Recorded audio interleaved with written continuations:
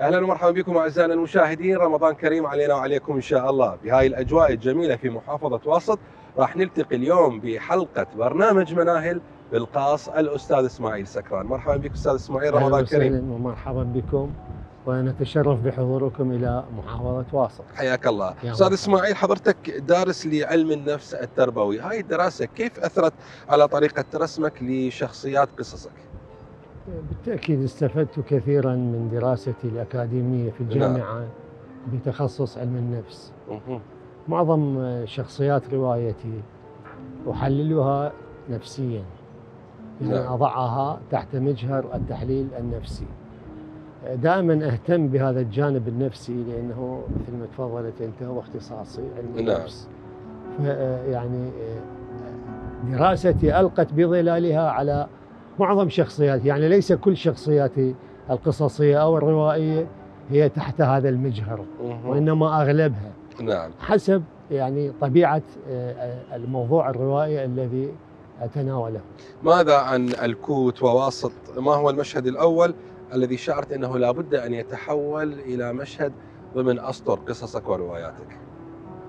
معظم شخصيات قصصي القصيرة ورواياتي هي من محافظتي.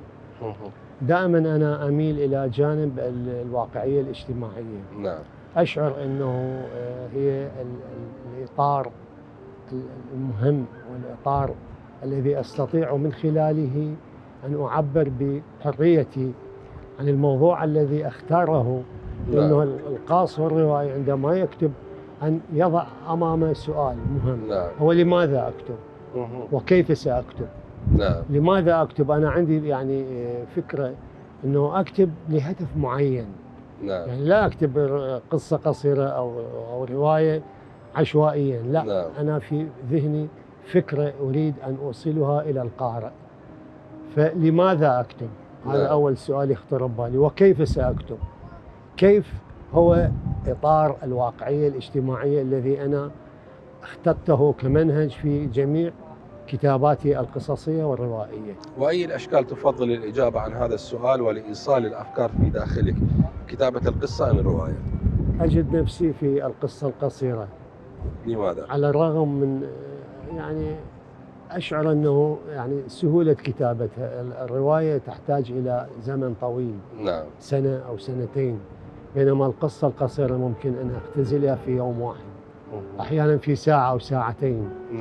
لدي طقوس في كتابة القصة أو الرواية. دائما أبدأ الساعة 5 فجرا بالكتابة، طقس ثابت هذا منذ أعوام، وأنتهي الساعة 8 صباحا.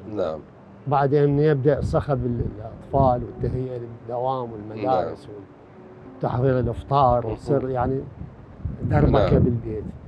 فأختار هذا الوقت الهادئ من 5 فجرا حتى 8 صباحا وأنتهي. بهذا الوقت أنا أكتب دائما. أستاذ إسماعيل، اليوم المتلقي القارئ هل تجده يبحث عن قصة تتحدث عن واقعه أم عن قصة تخرجه من هذا الواقع؟ كثيرا ما أسمع من القراء أنه وجد نفسه في بعض شخصيات، لأن الرواية تتضمن أو تتحمل مجموعة من الشخصيات، يعني نسميها الرواية البوليفونية.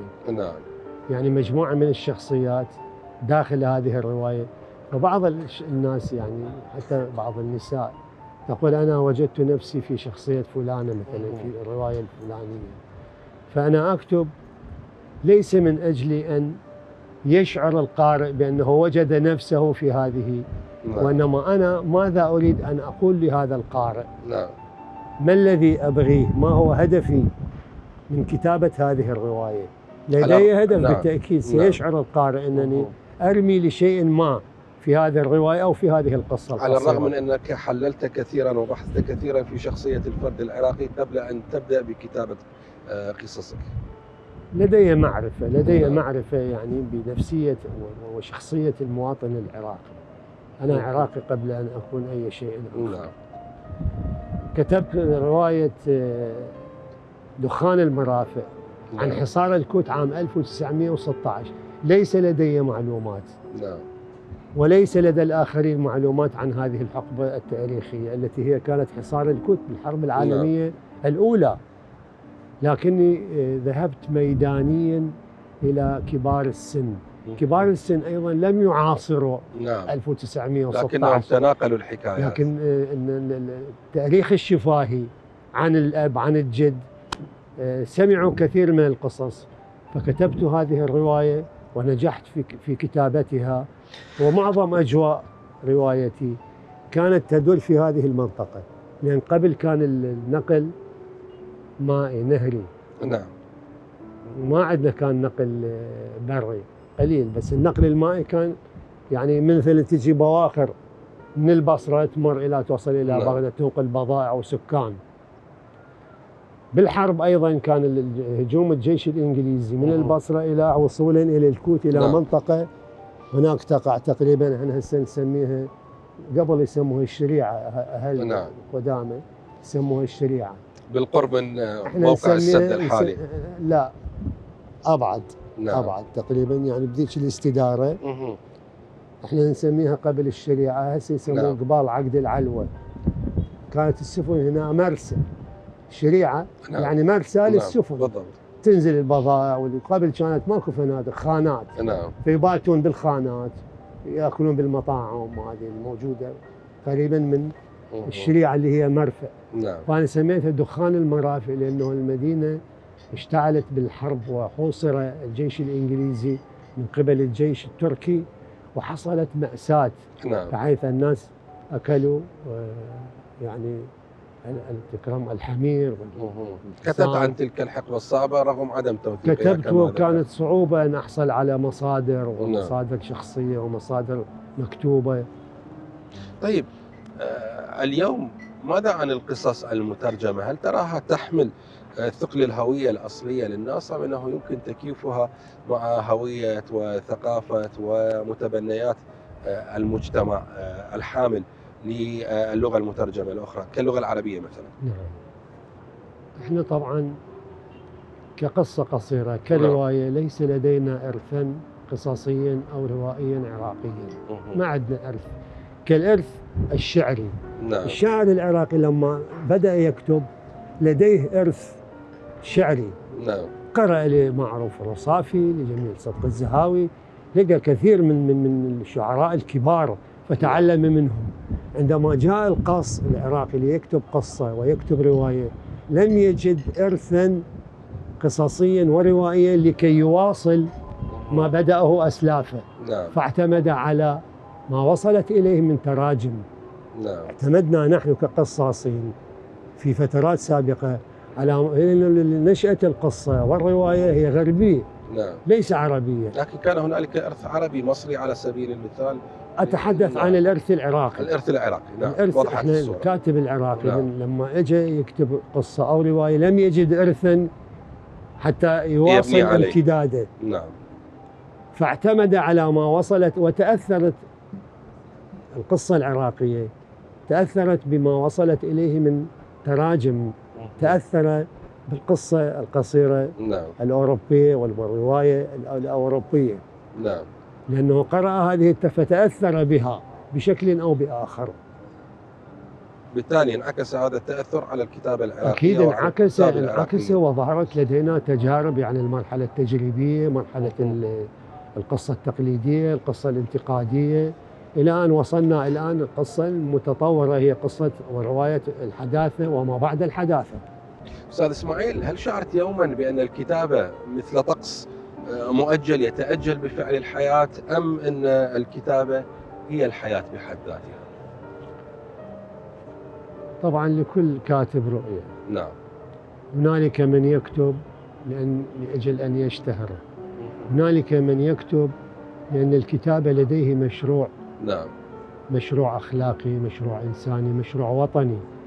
أنا في تقديري الثقافة هي فعل وطني مهما كان نوع، سواء كانت شعر أو قصة أو رسم. حتى وإن كنت تكتب بهم بعيدا عن هم الوطن، كان تكون القصة عادية اجتماعية مجتمعية. قصة عادية اجتماعية. يعني هاي القصة العادية الاجتماعية أيضا تجسد معاناة هذا الإنسان الذي هو يعيش معي في بيئة واحدة.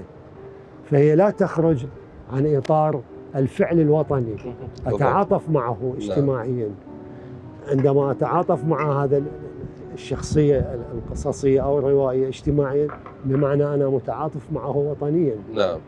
فعراقيتي دائما تميل إلى إبراز معاناة الإنسان العراقي. يعني مثلا أروي لك قصة قصيرة كتبتها اسمها كابوس. عام 1980 بدأ ترحيل الكرد الفيلية إلى إيران. نعم. والحرب مستعرة، فرحلت. الشارع الآنبي فرغ، يعني تقريبا نص سكانه رحلوا. نعم. فأصاب الشارع وجوم وحزن شديد، لأنه الناس متعايشين هناك كأسرة واحدة. نعم. يعني يتبادلون الطعام، يتبادلون الأشياء الأخرى، يعني نعم. زيارات، المناسبات كلها. نعم. يروحون للزيارة سوا. فأحد العوائل أرسلت ابن، لأنه الناس انحجزوا وين في التسفيرات. نعم. فأحد العوائل هالقد ما متعاطفين قال ابنهم سوى له لا، قال له لها ودي صرة، يعني قبل. نعم. صرة يشدوها، هاي خبز وطماطة وخطية بيت فلان وزع لهم اياه ابنهم. نعم. قالوا له انت ما عليك عين، يعني الصبي صغير، انت روح ودي ذني. فراح لقوا الناس عشرات العوائل. نعم. المسفرة قاعدين، فهو جاب لهم. ذيك اللحظة اجت السيارات، تدري قبل هاي الزيل. نعم. العسكري صعدوا هذا الولد اللي اهله دازي. نعم. حتى يدز مؤونه لهذول العوائل اللي يعني تعاطف معه. نعم. وش يسوي الخبز بس حب الناس لبعضها. فرحل هذا الصبي. نعم. مع هذه العائله اللي هو كان جايب لهم. الناس يصيحون يابا هذا مو ابننا، ماكو، صعد راح اسير. نعم. راح ويا المسفرين. فالصليب الاحمر او الهلال الاحمر كان يعني بين، فقال لهم يابا هذا ترى مو ويانا. نعم. رجعوه بعدين بعد ان هذه واحده من مآسي الناس. انا هذه كتبتها كقصه اجتماعيه. نعم. لكنه ما تقدر تعزلها عن الهم الوطني. شوف تعاطف الناس. نعم. عائله عربيه تعاطفت مع العوائل الكرديه. نعم. المهجره الى ايران، ودفعت الثمن لانه ابنهم. نعم. راح ويا العائله. اسماعيل، كيف يمكن للكاتب ان يختزل هذه المعاناه الانسانيه، هذا الحزن، هذا الظلم، كيف يستطيع ان يختزلها بمجرد حروف وكلمات؟ اولا الموهبه. نعم. والموهبه تصقل بالقراءه. يعني لو كل واحد يقدر يكتب كلنا نكتب. نعم. لكن لماذا اختص هذا يكتب وهذا لا يستطيع ان يكتب؟ بعدين الكتابة تتطور، انت تطور يعني. نعم. لازم تقرأ. الكتابة مو منفلتة، الكتابة بها ضوابط. نعم. يعني بها تقنية، لا يمكن أن تخرج عن هذه التقنية. أكو. نعم. آلية في الكتابة، أكو أسلوب معين، يعني أكو خلينا نقول قوانين في. نعم. الكتابة، ضوابط ومعايير. يعني أكو آليات اشتغال لا يمكن الخروج عنها. هذه مو كل واحد يجي لها. طيب بصراحة مهما بلغ الكاتب من مهارة وتمكن من أدواته، هل يستطيع أن يصل من خلال كلماته إلى عمق تلك المشاعر، خاصة إذا ما كانت مأساة أو حزن؟ نفس المشاعر يستطيع أن يجسدها على ورق بنفس مستوى التجسيد الذي عاشته مثلا تلك العائلة التي تحدثت عنها؟ يعني قد يقترب. يعني يجب أن تكون لديه رؤية. نعم. وأفق واسع بحيث يستطيع أن يقترب من هذه المعاناة. يعني لا نجزم أنه. نعم. استطاع أن يجسدها 100%، لكنه استطاع أن يصل أن يوصل يصل ويوصل. نعم. هذه المعاناة وهذه الأفكار التي عاشتها هذه الأسرة أو هذه العائلة أو هذه المعاناة. يعني قد يقترب. نعم. هل يضطر الكاتب أحيانا عندما يرى عمق المعاناة وفداحة الفاجعة التي تمر بالمجتمع أو بأسرة ما أو بفرد ما أن يقلل من مدى ما أصابه أو من كمية الحزن كي لا يجعل القارئ يضطر أن يعيش بنفس المستوى، أو لكي لا يدخله بجو ربما من التراجيديا التي تؤثر على سير الأحداث؟ هل يقلل أحيانا؟ يعني أنه يبالغ؟ مو يقلل وإنما يعني كتحذير، يعني أنه هاي الناس عانت ما عانت، فهو ينقل مشاعر الآخرين، ينقل تجارب الآخرين ويطرحها إلى الآخر. يعني هو مو كل إنسان يستطيع أن يجسد معاناة الشخص الآخر. هنالك من امتلك هذه القدرة على تجسيد معاناة الناس فيوصلها للآخرين. كيف سيفهمها الآخر؟ هذه يهمه هو المتلقي، كيف سيفهم الرسالة التي أنا أوصلتها إليه؟ هذه تعتمد على قدرته على الاستيعاب. أستاذ إسماعيل، يعني اقترب وقت الغروب، راح يحين وقت الإفطار، خلينا نذهب حتى نفطر، ومن بعد الإفطار نكمل الحوار معكم. مرحبا بكم وأتشرف بكم. خليكم ويانا، فاصل قصير نرجع.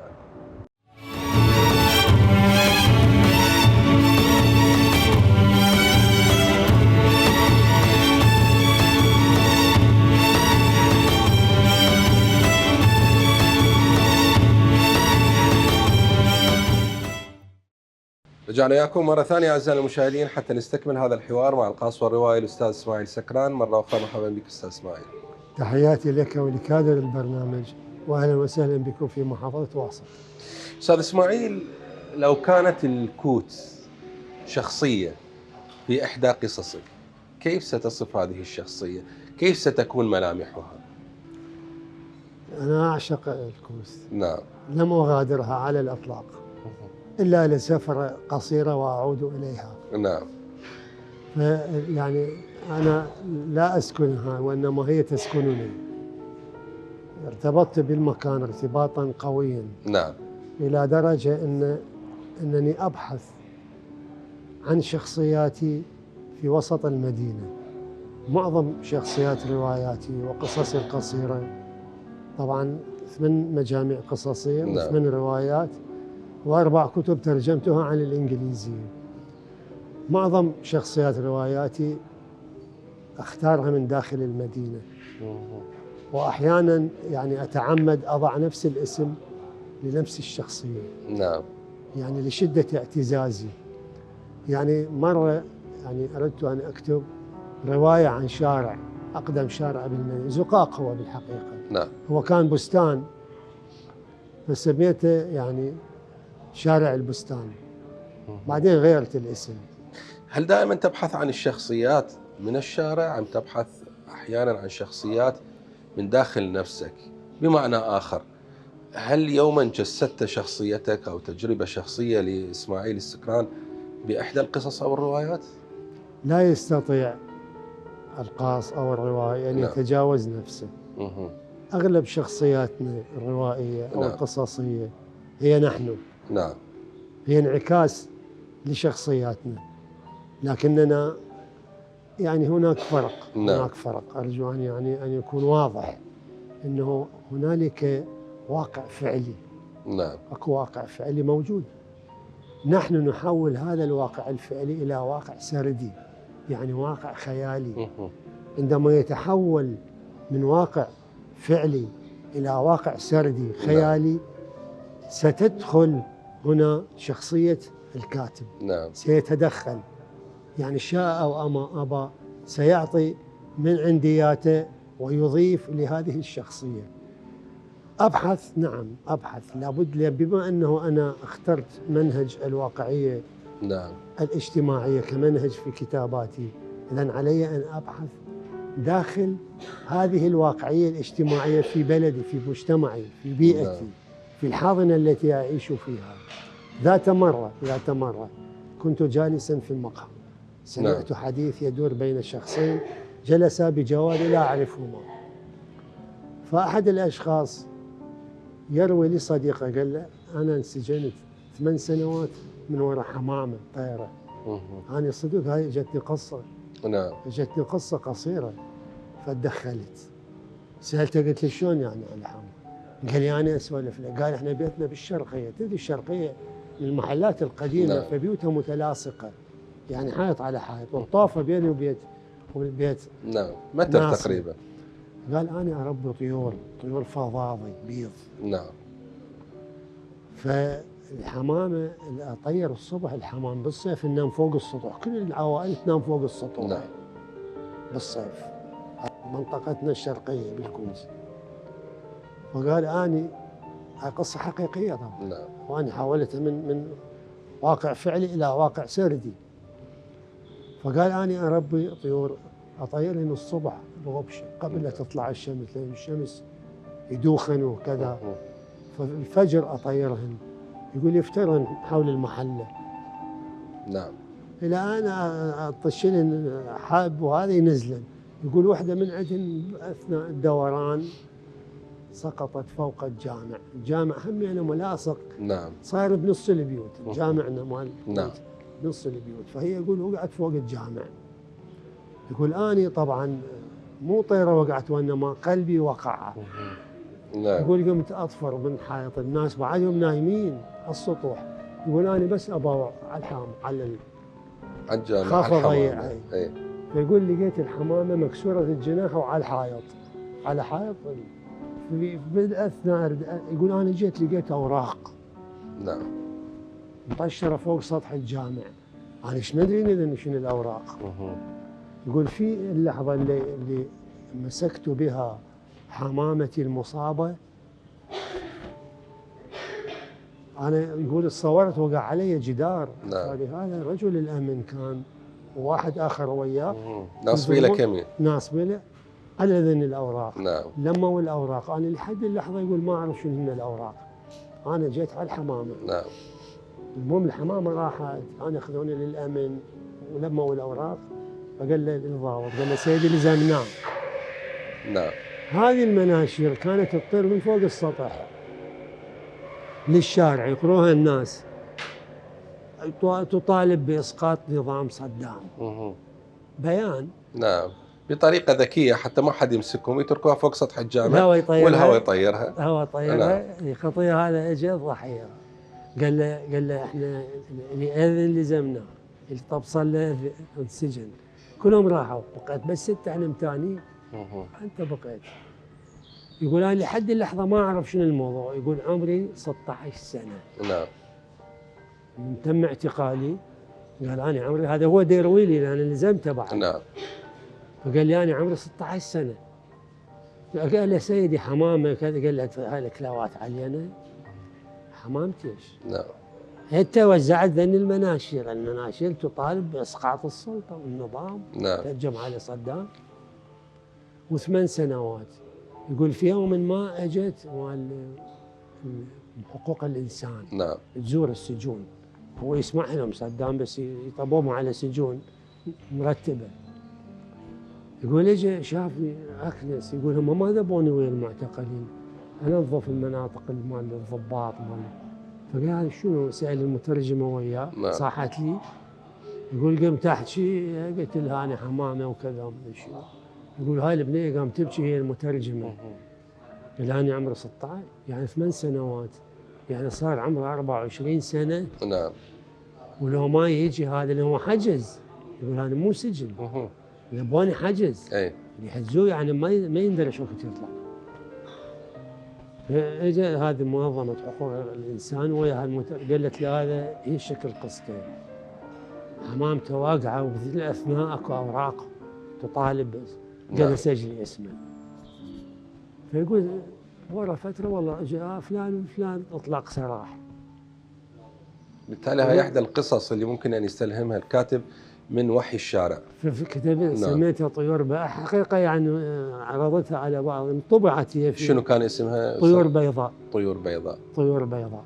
جميل جدا. بعض النقاد يعني قالوا لي جميله خوش. نعم. استاذ اسماعيل، القصه هي من تكتب الكاتب ام الكاتب هو من يكتب القصه؟ هي صعوبه كتابه القصه، ليس عمل سهل. نعم.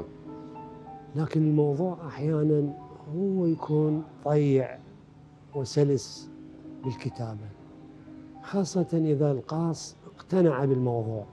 أنا أحيانا ما أقتنع، مثلا في أعوفه ما أقدر أكمل، ما أقدر أكمل.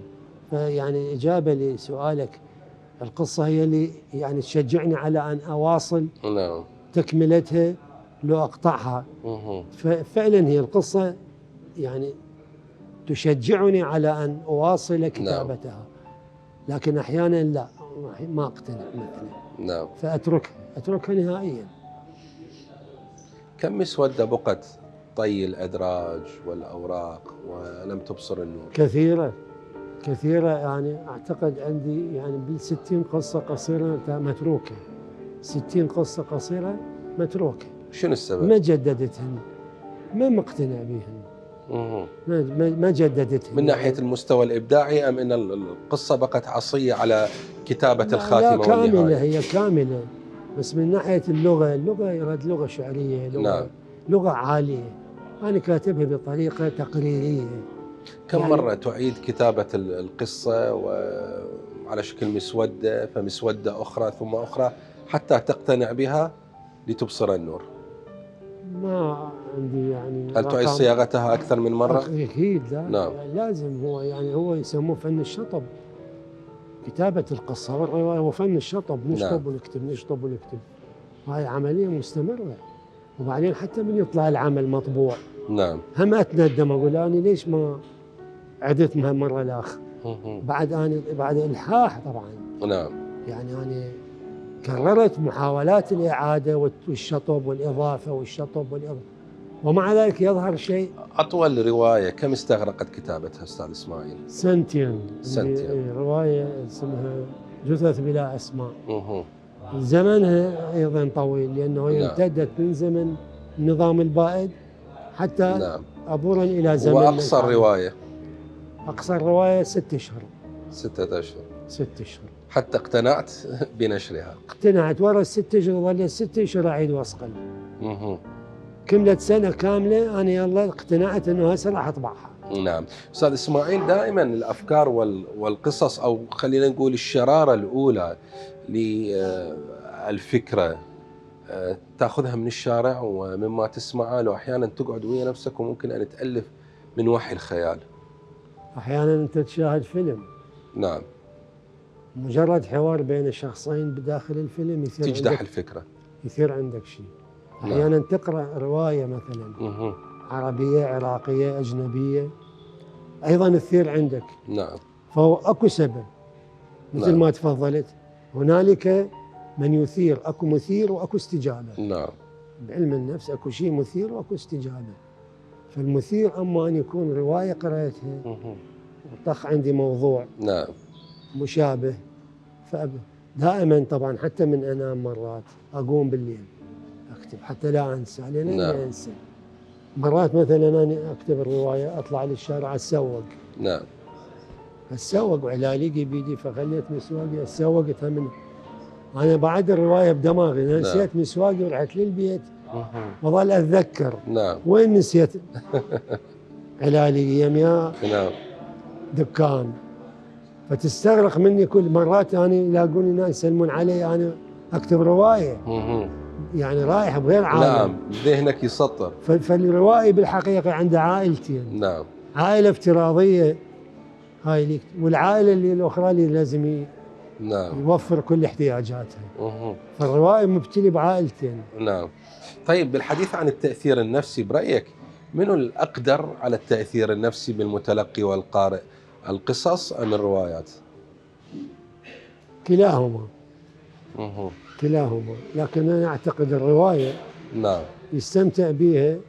هي بالمناسبة الرواية يجب أن تهدف أول المتعة. يعني مو جابرة، ما عنده امتحان مثالي حتى أنا جابرة. فإذا يجب أن يتوفر عنصر المتعة في الرواية. يصير حافز للقارئ انه يكمل. القارئ لازم يستمتع حتى يصير حافز للقارئ انه يكمل. يجب توفر عنصر المتعة في الرواية. وإلا القارئ غير مجبور، يعني غير ملزم، لأنه مو واجب أن يقرأ الرواية. فما لم يتوفر عنصر المتعة، وهي بعدين الرواية فن. فن يجب أن تمتلك الصورة الجمالية. حتى يستمتع بها، حتى يخرج من هي مرات القراءة هروب. من الواقع. هروب من مشاكل، هروب من واقع، تسجيل الوقت. فإذا يجب أن يتوفر عنصر الاستمتاع بالعمل الروائي الذي يقرأه القارئ. خليني أسألك على هاي النقطة، يعني ثارت نقطة يعني مهمة جدا أستاذ إسماعيل. تؤمن أنه القصة يمكن أنه تغير الواقع، أم أنه وظيفتها الأساسية هي فقط تصوير الواقع؟ يفترض. نعم. نحن نكتب لكي نغير الواقع. لكن الحقيقة هي غير ذلك. نعم. لماذا؟ لأنه الثقافة الآن نخبوية، يعني عدد القراء قليل. نعم. عدد الكتاب قليل، يعني لم نستطع أن نصل للريف مثلا. نعم. لم نستطع أن نصل للعمال. لم نستطع أن نصل لهذه الشباب في المقاهي. نعم. فهي نخبوية. اللي يقرأ لي هو أصلا متعلم يقرأ، واللي ما متعلم يقرأ ما يقرأ نهائيا. احنا نهدي لهم مرات. أنا نعم. أصدر رواية، أسوي حفل توقيع كتاب. نعم. فجمهوري هو مو بالضرورة كلهم يقرؤون، فأنا مثل أجبرهم أكتب له إهداء. نعم.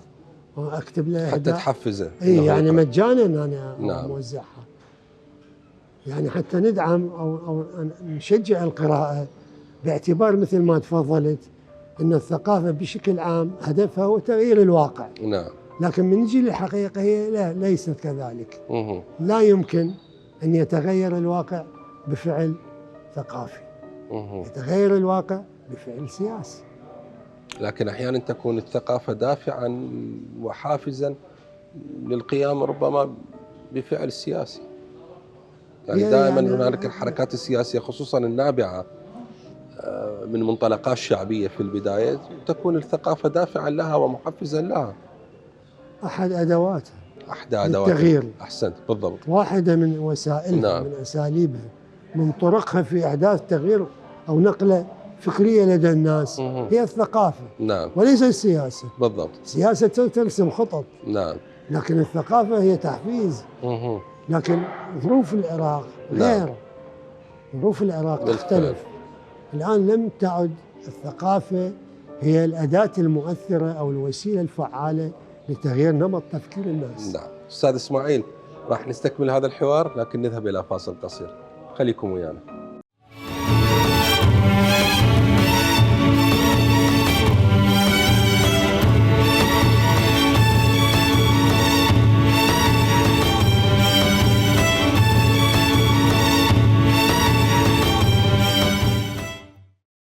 إذا بعد الفاصل رجعنا وياكم أعزائنا المشاهدين بالجزء الأخير من حوارنا هذا اليوم مع القاص والروائي الأستاذ إسماعيل سكران. أستاذ إسماعيل، كيف أثر زمن ما بين السبعينيات في القرن الماضي وحاضر اليوم؟ كيف أثر على المواضيع اللي تكتب عنها؟ يعني بالمناسبة أنا بديت يعني أنشر منذ عام 1974. نعم. يعني صار لي 51 سنة أكتب. ولذلك يعني ردا على سؤالك السابق، أنه طيلة هذه 50 سنة ما لاحظت أكو أثر للثقافة في الشارع العراقي. نعم. يعني المثقف يعيش عزلة. عزلة اجتماعية. نعم.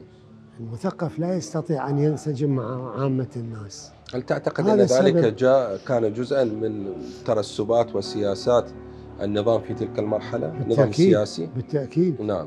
بالتأكيد، لأنه المثقف يعني ورطة أنه أنت يجب أن تكون ضمن عجلة السلطة. نعم. الثقافية. الكثيرين وأنا واحد منهم كنا نأنف ونبتعد عن الاشتغال في ثقافة العهد البائد. نعم. أنا انقطعت حوالي أكثر من 25 سنة أكثر. كنا بالبداية بالسبعينات لا ننشر بالتآخي. نعم. جريدة التآخي، جريدة طريق الشعب. المجلات كانت مجلة تعنى بأدب الشباب. نعم. الطليعة الأدبية. لكن بعد أن جيرت الثقافة أصبحت مؤدلجة باتجاه واحد. ثقافة نعم. يعني حربية صارت، ثقافة تعبوية، ثقافة تطبل للنظام. فابتعدنا. نعم. ابتعدنا يعني عقود، مو سنة، يعني أكثر من 20 سنة. ابتعدنا بعد 2003 لا رجعنا. نعم. ولذلك لو تلاحظ إصداراتي يعني بعد 2003 حوالي 15 كتاب، لكن قبلها بس كتاب واحد. نعم. من 2003 كل كتاباته هي من 2003 حتى نعم. يومنا. آخر رواية صدرت لي 2025 هسه. نعم. اسمها بيت الخاتون. أستاذ إسماعيل، لو التقيت الكاتب الذي كنت عليه في السبعينيات، كيف أو ما النصيحة التي ستوجهها له اليوم؟ أقرأ، لأن أنا يعني بداياتي أقرأ. نعم. كنت أقرأ بشكل مفرط، يعني جذوري الثقافية أو شغفي بالقراءة بدأ منذ مرحلة الابتدائية. نعم. كان المعلم، وللأمانة كان المعلم يشجع الطالب التلميذ على أن يختار كتاب من المكتبة ويأخذه وياه للبيت. نعم. ثاني يوم يجي يقرأ يلخصه للطلاب. فشجعنا المعلم. أنا بدأ شغفي بالقراءة منذ الابتدائية. نعم. واستمرت حتى يومنا هذا. إذا واحد بدأ متأخر ترى ما يواصل. نعم. ما يقدر يواصل، بس يصير مثل الإدمان القراءة. نعم. فلو أنا رجعت إلى إسماعيل سكران بالسبعينات أقول له أقرأ، لا تكتب. نعم. لا تكتب، أقرأ. اقرأ المزيد، استكمل أدواتك نعم. القرائية، وبعد ذلك من يصير عندك خزين، لغتك تتحسن، ابدأ اكتب. تعتقد نفسك أنه أنت استعجلت الكتابة بالسبعينات؟ استعجلت، نعم. لم ولا تكن زلت متمكن من أدواتك؟ قليلا قليلا. ناجحة يعني، أكتب قصة ناجحة لكنها ليست بالمستوى الذي. ألا تعتقد أنك تقسو بالنقد على نفسك؟ أنا دائما حتى لأصدقائي أقول لهم أنا حتى هاي الرواية استعجلت لهم، بقيها بعد سنة لا أطبعها وصلت. يعني 8 روايات، 8 أنا قلت لهم لو ظلت لو باقي شوية تأخر تطلع بعد أحسن. يعني مو دائما أنا أدعم ما أكتب. نعم. ودائما بالعكس أنا أقول لهم لا والله مو تبقى مستوى، تطمح نحو الأحسن. مو مستوى هاي. هذا شيء جيد، كون مستواها ضعيف يدل على حرص الكاتب على الوصول. أي ما أشعر بالغرور. نعم. عندما أنتج، بينما الإنتاج الروائي مهلك. نعم. مهلك. قلت لك أنسى إعلان يجي بالسوق من وراء الرواية يسلمون عليه مال.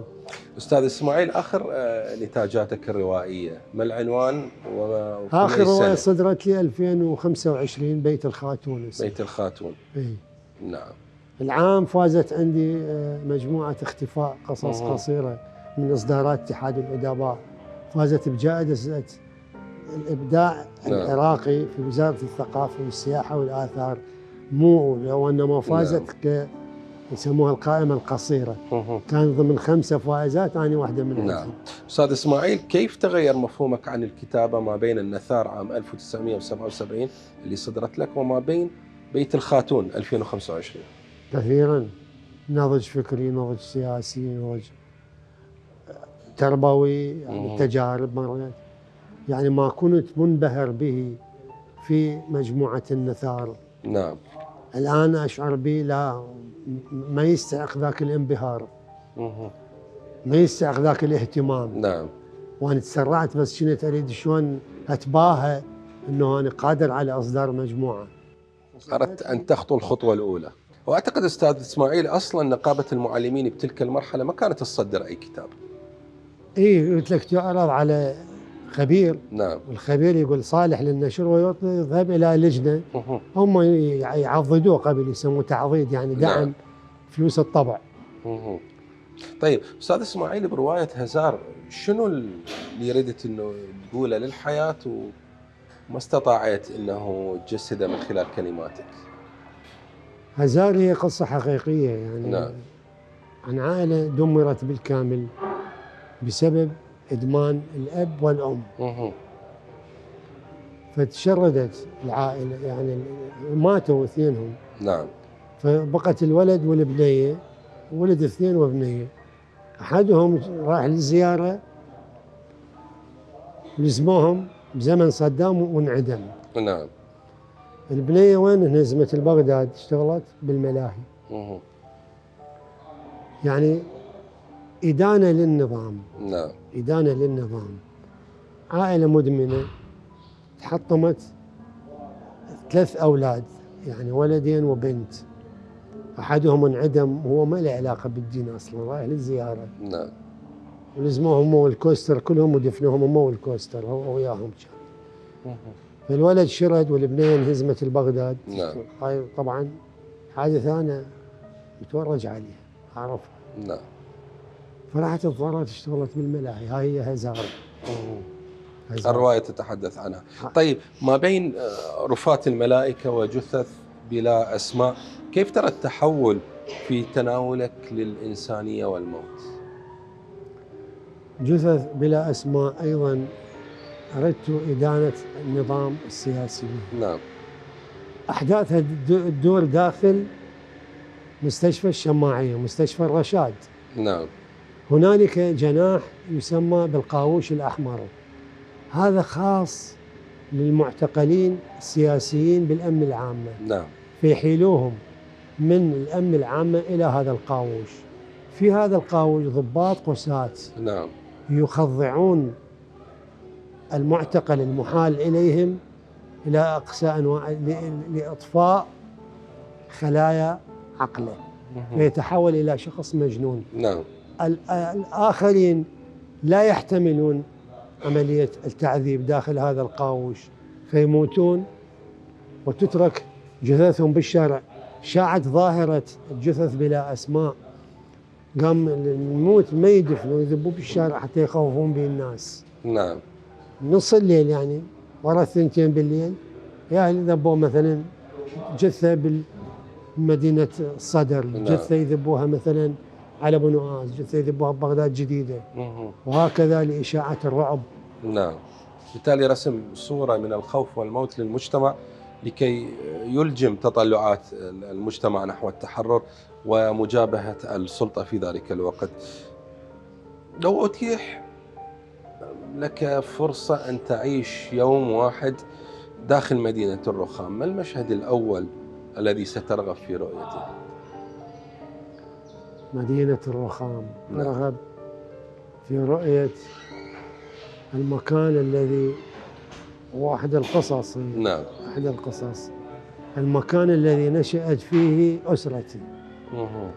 وكتبت عنها، حتى والدتي كانت الله يرحمها تحدثني عن ذيك المنطقة، شلون اجوا هم، شلون سكنوا ولماذا، وأسسوا أسرة بسيطة، بعدين هاي الأسرة تحولت إلى قبيلة، وهاي القبيلة توسعت وجت للمدينة وصاروا أبناء مدينة وبالوظائف. نعم. وهذا اللي لماذا وصفتها بهذه الصورة مدينة الرخام؟ هي مدينة ترابية. ترابية، بس أنا بعين رخام، أنا أراها كذلك. بعين الطفل أم بعين البالغ الكبير؟ لا، أم بعين القاص والكاتب؟ بعين الكاتب، بعين يعني رؤيتي لها من خلال، يعني أمي كانت تعتز بذاك المكان. وأنه هم نشأوا في منطقة ما، وبعد ذلك تحولوا إلى المدينة، فكتبت بالنص يعني حتى الوصف مالتها ايش كان. كان اكو نهر يسمونه نهر ضامن، وهم هناك ناس يعني يزرعون فلح، يعني المجتمع العراق كله مجتمع زراعي، بعدين صار النزوح للمدينة.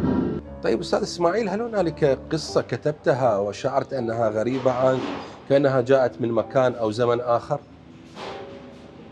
كثيرة. أبرز هذه القصص، أي قصة أو أي رواية شعرت أنها الأغرب؟ الأغرب هي كانت رواية فردوس أم القديم. ما السبب؟ أين تكمن غرابتها؟ غرابتها أنها حصلت في زمن قديم جدا، ولن يتكرر هذا الزمن. نعم. لن يتكرر، ولن تتكرر الشخصيات. رواية فريدة. أكو يعني الكاتب نعم دائما يتعامل مع كتبه وكأنهم أولاده. فالأب مرات أكو أب يعني قريب من نفسه. أحد الأولاد، فأنا أحد الروايات يعني قريبة من نفسي، هي الأقرب بالتالي. نعم. أستاذ إسماعيل، كنت أود أن أستكمل معك هذا الحوار الشيق، لكن للأسف هذا ما يسمح به وقت البرنامج. شكرا جزيلا على وجودك معنا اليوم. أنا أيضا أشكرك وأشكر حضورك إلى مدينتنا واسط، ونتشرف بكم. أنتم الشرف. ممتن جدا لكم ولقناة الإشراق الجميلة. شكرا جزيلا. كذلك لكم جزيل الشكر أحبة المشاهدين على حسن المتابعة. إلى اللقاء.